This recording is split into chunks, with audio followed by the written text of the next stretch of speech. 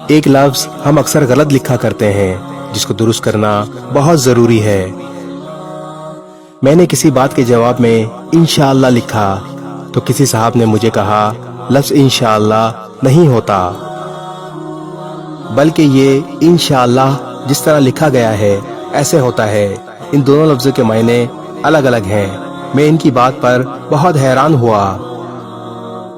پھر میں نے اپنے علم کے مطابق انہیں کہا میں نے فلاں صورت میں ایسے ہی لکھے دیکھا ہے، آپ غلط کیسے کہہ سکتے ہو؟ انہوں نے مجھے وضاحت دی، لیکن میں نے کہا میں خود اس چیز کی تحقیق کروں گا۔ خود سے تحقیق کی تو ثابت ہوا کہ وہ صاحب صحیح فرما رہے تھے۔ لفظ انشاء جس طرح لکھا ہوا ہے اس کا مطلب ہے تخلیق کیا گیا۔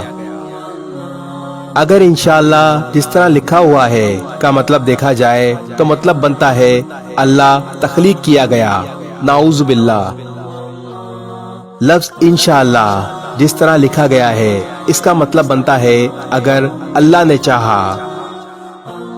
ان کا معنی ہے اگر اور شاہ کا معنی ہے چاہا، اللہ کا مطلب اللہ نے، تو ثابت ہوا انشاءاللہ جس طرح لکھا گیا ہے اسی طرح درست لفظ ہے۔